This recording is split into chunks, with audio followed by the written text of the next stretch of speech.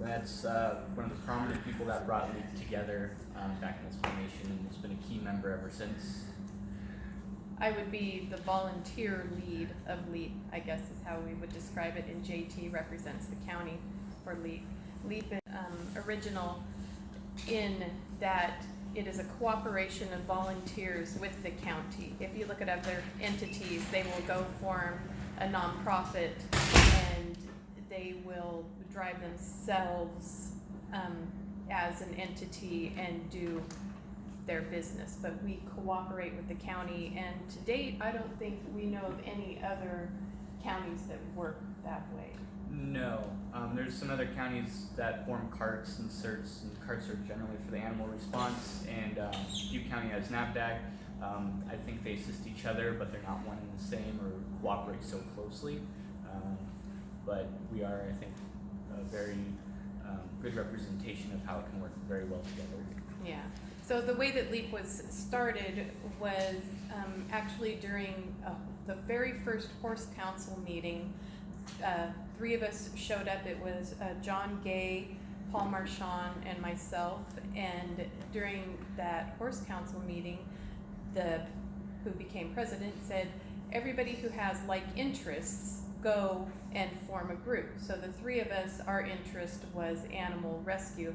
My husband is a CAL FIRE chief, and he would be gone for weeks on end doing fire stuff. And my question during one of the big fires he was on was, well, who takes care of the animals? Who gets the animals out? And he said, well, the firefighters do what they can, and I know how busy the firefighters are, and that wasn't going to make animals survive the fires that we've been having. So I said, oh, well, why don't we form a rescue group, just thinking, actually I was going for equine rescue mainly. And so went to the horse council meeting, the 3 of us got together. We started going to care and shelter meetings with the county, and I don't know if any of you are familiar with that, but it's your health services and such, and they meet and they talk about what do we do with people to house them. So Red Cross, and where are we going to locate them? How are we going to feed them? How are we going to control medical needs, stuff like that. So the animal people started going and saying, well, what do we do about the animals? And Karen Shelter went, oh, that's becoming very important. It turned into an issue where people would not leave their homes because they could not take their animals, or they would not go shelter somewhere because they would not take their animals. So we went there, and that's where we met Bill Davidson, who was the director at the time, and JT has since taken over. And Bill said, well, animal control does this. They do this. And I said, no, I don't really think animal control does what I'm envisioning. And so we decided to cooperate and work together, and thank goodness, because then I didn't have to form a 501c3, I didn't have to come up with equipment, I didn't have to come up with staff, I didn't have to come up with a phone system. So what LEAP is able to do is much more than so many other entities are able to do. By coordinating with the county, you have the animal control shelter, you have their phone system, which is massive, and you have staff there every day that have to be there every day. And then what I do is, I say I, but what the volunteer side does is we bring in more bodies to help. You want to say anything else about? I think a good note to it is that we're seeing more and more communities and counties create similar type of programs to assist with animal rescue. It seems to become more important. You're seeing it happen more at human shelters where there's more animals there because people are being told, take your animals with you. So I think the need has been there, and we're starting to see the creation all around happen. And you're seeing it everywhere, like I said, locally to try and get state creation so that everything is standardized, and that one county can plug in for another county, and that you can give mutual aid. So, Lynette was on the forefront of the idea to create something for our county, but we're starting to see everyone else start to match that. Another unique piece of LEAP is that we are trained basically by CAL FIRE. They have to approve the entities who go behind the line. Once you cross a fire line, you are CAL FIRE's liability, and they don't want willy-nilly people crossing that line and creating traffic jams or unsafe situations where firefighters have to be pulled from the firefight to go rescue people. So CAL FIRE gives us the okay every year that yes, we've checked out your volunteers, we've checked out your equipment, and we trust you going behind the line until you don't follow the rules, and then you're not going to go behind the line anymore. And that makes they will not allow us to go behind a line until it is safe. And again, that all goes back to how CAL FIRE holds liability on that. So under that, the CAL FIRE requires that we have training. The most important training is ICS, or Incident Command System, and it's basically an org chart that you must follow. CAL FIRE created the ICS system. They are masters of it, and that is how they control everything from a board meeting to a major incident. PG&E also adopted the ICS system, which I was so impressed to see how they handled the Valley Fire when they came in. I think everybody had to be impressed to see how they handled that. But they actually led that with an ex-CAL FIRE employee who used the ICS system to coordinate all that.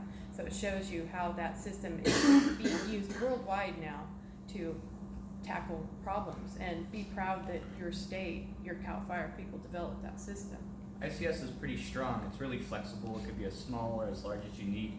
It's great because everyone knows their place, who they're supposed to talk to, and those trainings are very vital to the daily operation, as to knowing where you are supposed to be, who you're supposed to report to, and what you're doing, and what everyone else is doing.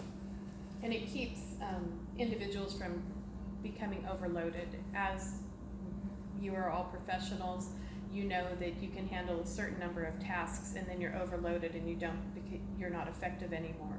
So I believe the number is like 7. You can handle 7 major tasks or issues, and then you become ineffective. So once that happens, you need to branch off, and you need to delegate. Okay, you're my 3. Now I have, what's 3 times 7? 21 things being handled by somebody else, and I just have to manage those 3 people and keep that in check.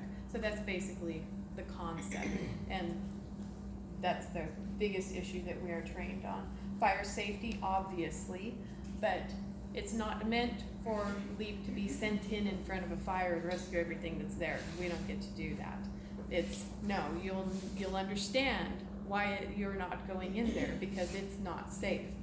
And you'll abide by our rules so that you don't become a liability and we don't have to go rescue you.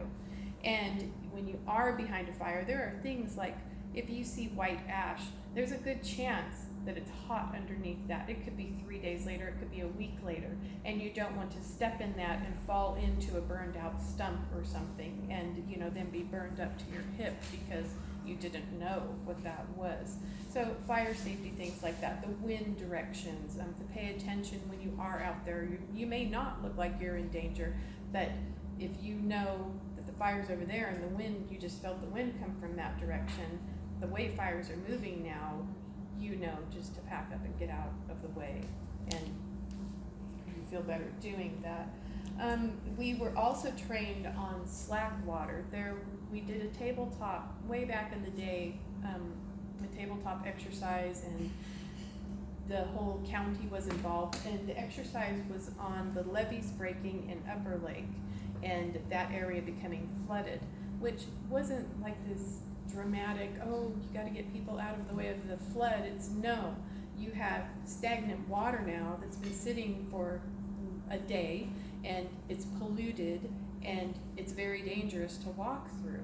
And there are people would have been evacuated, would not have been allowed in. Now you can imagine the number of birds that are still in the houses, the number of cats that are still in the houses, the number of dogs that are still in the houses.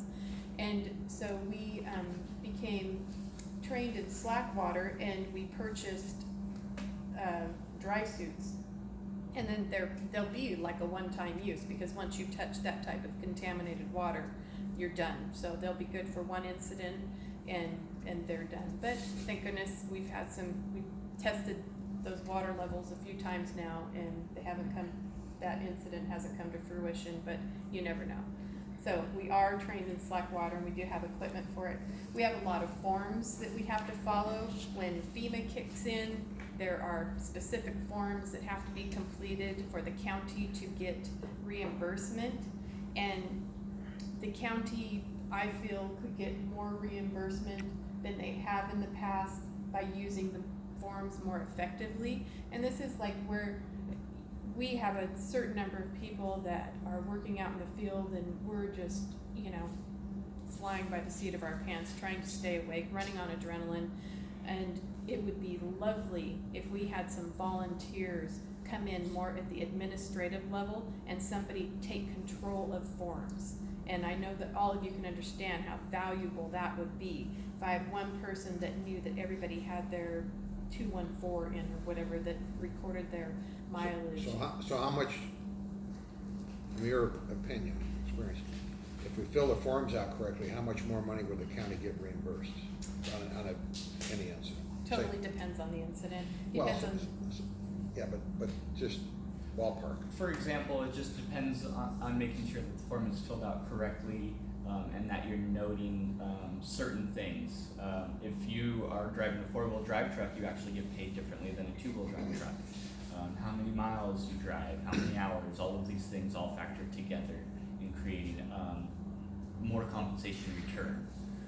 So they are a FEMA 214 is the form name, and you're supposed to be logging, when you get to it, like what it should be is if you arrive at a house for a call to help for 3 dogs, you should put your arrival time and what time you departed, and then you do it again when you go to the next area. At times it is extremely difficult to do that, and it's something that should be ingrained all the way around, because if you don't have your office staff do it, you don't have your field teams do it, or anyone else that has assisted, even in a minor way on that fire, it adds up. It adds up big time. But yeah, I understand it. But you made a comment that the county could get more money, but you must be referring to a certain fire or something, so. Yeah, I'm referring to every fire, and I don't have the brain power. I'm an accountant, and I don't have the brain power to calculate what the difference would have been, but I just know there would have been a difference, and we can be more effective with it. And that's, I think overall, utilizing FEMA funds and grants and such, I think the county falls short on just not keeping up on the requirements, the rules and everything that come with them. Things fall through the cracks, people don't have enough time. I just think it's just overall. But is this countywide for everything, not just? It's each department, each organization is responsible for their own county. There's nobody within the county that's they're filling out forms with millions of dollars of expense. Not to say that hundreds of dollars isn't important for mileage. So there's no staff out there to do everybody's form filling out for them. Everybody's responsible for their own. We do get everything reimbursed that's reimbursable at this point. That's filled out, if the form is filled out right. So FEMA has a particular way that they want to fill it out, but yep, and I think it's probably a pretty hot topic, but I think it's one that everybody should be aware of, because we are all part of the county, and we are all part of the solution. So, just like if I need a volunteer to go to animal control to make this right, that's what we've been looking for. We've been looking for one for 5 years now and haven't found that person yet out of this whole county. So I'll mention it again, that, that type of volunteer is what is needed there. And, everybody that does volunteer is doing all they can, but that is a place that we're lacking. So we'll move on from that. We are a specialty training, things like towing trailers. That's not an easy task, and you don't want somebody that's not familiar with towing a trailer to be out in a fire situation with a trailer. You don't want to block roads, you don't want them to be stuck or any of that. We created during the Valley Fire, that is what was a big part of our learning process. The Valley Fire, we didn't realize that fires could last so long, and that we would go to a home and then be revisiting the home. And you can imagine we had over 5,000 calls on that fire, and we didn't know, oh, did I feed, after day 3, you don't even know how many days you've been doing what you're doing. And you forget, did I feed that cat 2 days ago, or did I feed that cat yesterday? I don't know. And so we created a data spreadsheet, and it is similar to Excel, but it's on Google Docs so that many people can use this sheet at one time, and it can be accessed out in the field, and you can quantify, and you can put notes on it, and you can sort it to show, sorry, my thing is playing. You can sort it to show when you need to revisit this animal, because you can't physically feed all the animals every day. You have to feed every 3 days if you're in the beginning, and then maybe you can cut it down to every 2 days, unless it's horses, and then you have to keep track of that. You have to feed them every day, things like that. And that, again, under animal control, we're able to utilize that system, that whole system. I'd say that's one of our strongest pieces of tools that we use. I've worked with Butte County multiple times, Sonoma County for their fires. That computer system allows us to look at duplicate calls. We can sort and see if someone's called before. We can give updates to people and let them know that we have been to their house, we have fed, or we have pulled their animals. And we can keep a running tally, of, like you said, of what we did, when we did it, and when we're supposed to come back. It's a very powerful tool. It's constantly being worked on. We've gotten close to even being able to map out each address that has been entered. And you know, for the Mendocino Complex fire, we had 980 calls come in over that whole fire, and we were really able to see how many animals we helped with that program. And that was over 6, or was that 9? 9,000 animals out of 900 calls. Yeah, so it's an extremely powerful tool. Yeah. So we evacuated a couple, you remember Kelseyville evacuated 2 years ago? What's that? Remember Kelseyville when we evacuated 2 years ago? Last year. Last year? Yeah. Yeah. Anyway, so our cats were still here, so we could have called you guys and said, come out and feed our cats? Please feed our cats. They did for me in Upper Lake. I had 2 cats I couldn't capture. They fed them, and they actually stopped by and threw some sprinkles on my goldfish pond too. So, and he leave a little note saying we were here and we did this, we did that, and we left. How many volunteers do you guys have? Currently about 65. A lot of volunteers are also from out of county. We have some prominent volunteers from NAVDAG, which is Butte County's version, Sacramento CART, I think Napa CART. So Contra Costa County. So our volunteer base actually spreads pretty far, and a So lot it's of like a these, mutual aid thing. Do you guys these really people help? are directly volunteers with LEAP, and they actually, you know, these people are pretty hardcore. This is what they love to do, and they will drive from Contra Costa, work a 12-hour day, drive home, and come back the next day. Yeah. You know, we have some The- really good volunteers. Yeah, the one thing that about the FEMA reimbursement, FEMA's really hardcore about this. They want they'll only reimburse, they won't reimburse for volunteer hours. They'll reimburse for actual government costs that's associated with a volunteer effort. They won't be volunteer. They won't just reimburse just for volunteer organizations. So that makes it a little bit complicated for the paperwork. But keeping track of all that has to be done internally.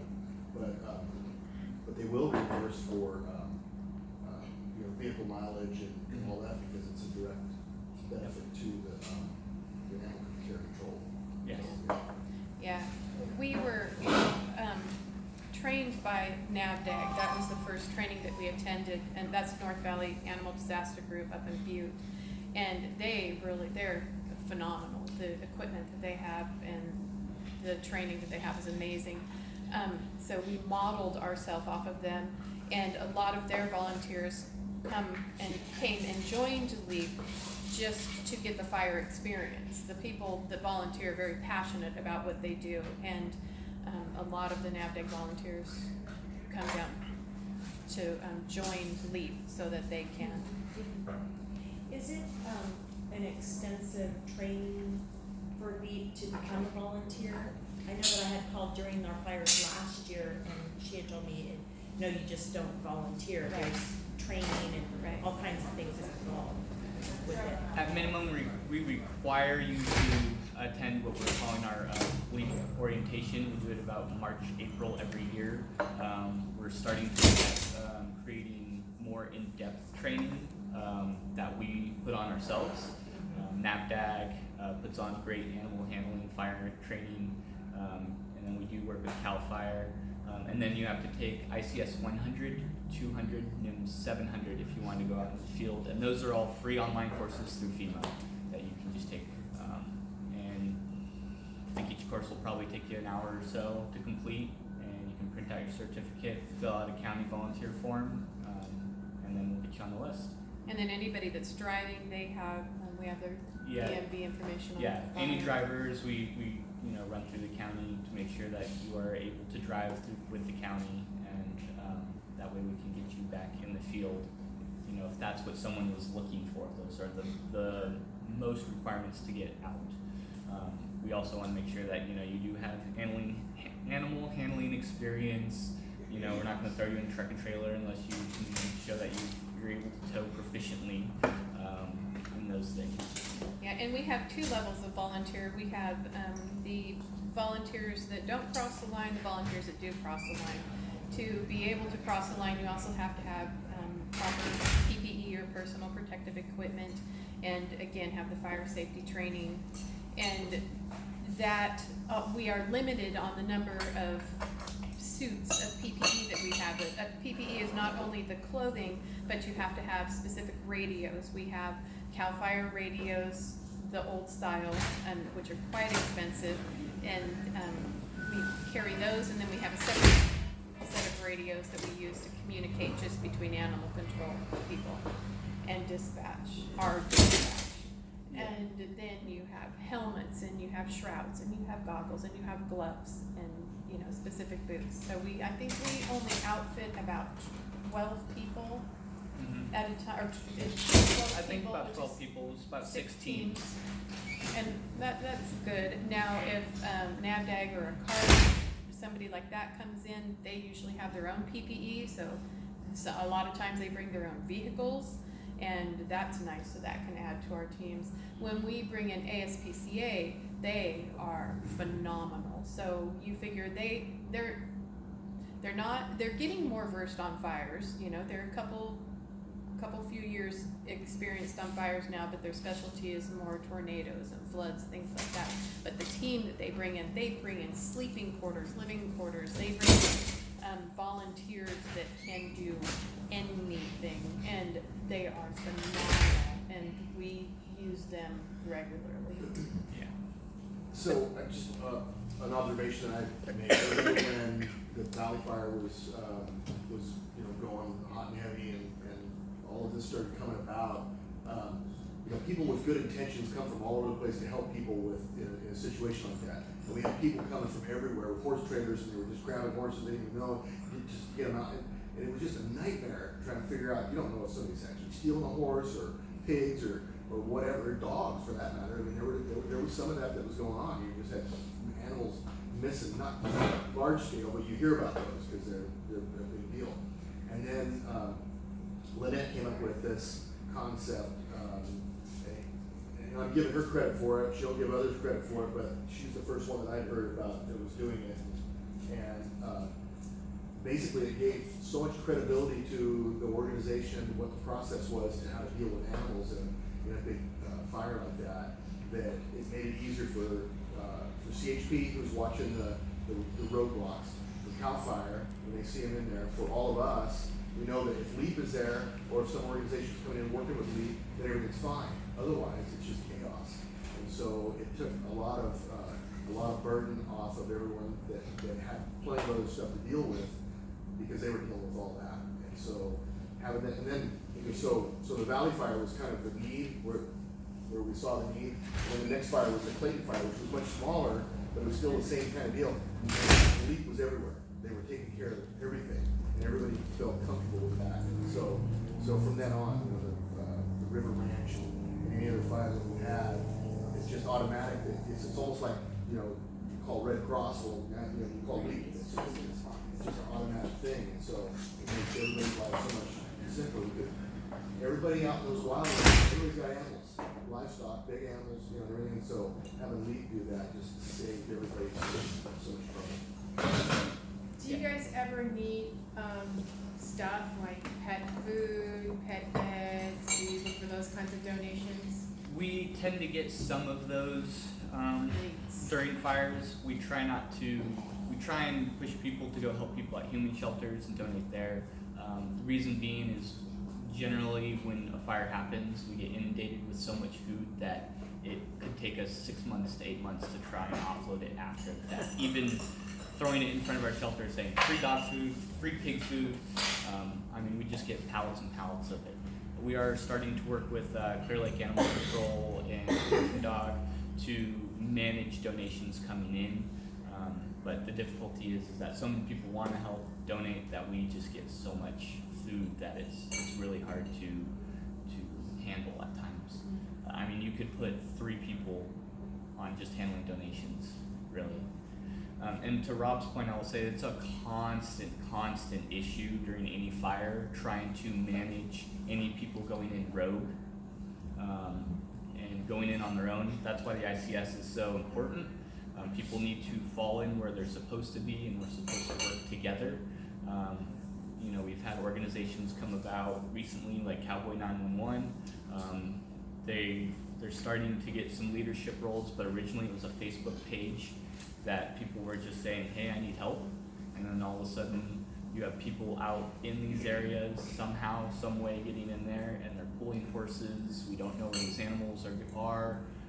They're in the fire. They're in the fire on their own. We've gone to multiple calls where as we're going to go help these animals, some other people are there. And it's important that, going back to forums, we have forums that say, we fed your animals, we took your animals, this is where to go, this is where to call. And then we have to keep track of every animal we take in. And we have to be able to say that this animal is at our location and it is properly cared for. And so when you have these rogue teams coming in and doing those things, it can really throw a wrench into our own operation. We might be double feeding, trying to look for an animal that's lost, thinking that it ran away, but another organization took it, and we're calling the owners, and they're like, well, yeah, I called 3 people, maybe one of them had it. They don't know where it's at. So it's always a constant battle. So I thought it might be fun to tell you what a typical day looks like for us. Not the initial attack. The initial attack is just chaos. But a typical day, so we'll say this is day 2, we have to represent at the CAL FIRE briefing, which is 7 a.m. somewhere. Maybe it's in Ukiah, maybe it's in Santa Rosa, maybe it's at our fairgrounds if we're really lucky. So somebody goes and we go there, and CAL FIRE is kind enough. They usually give us an O number and give us some lunches to feed our people and give us some water, which is just priceless. So then the people that attend that meeting come back to the animal control shelter, and then they give the briefing to the animal control shelter. This is what conditions look like today. This is where CAL FIRE is going to be working. This is what to expect. This is where to stay out of. And then we will break up into teams, and the teams will be handed a list that has the calls that we've received so far. Now, if it's the first day, they'll have a list of calls, but you better expect that many, many, many other calls are going to be added to your list that day. And then we load up our trucks with food and supplies, leashes, ropes, halters, hay, grain, water, water, water.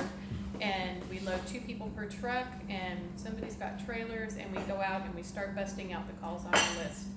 Lynette, I hate to interrupt you, but we gotta get some people out, at Okay. 8 o'clock. But would you be willing to hang around after the meeting and answer any questions people might have? Of course. Thank you so much for coming and speaking with us. I think it's awesome. You guys probably saved hundreds and hundreds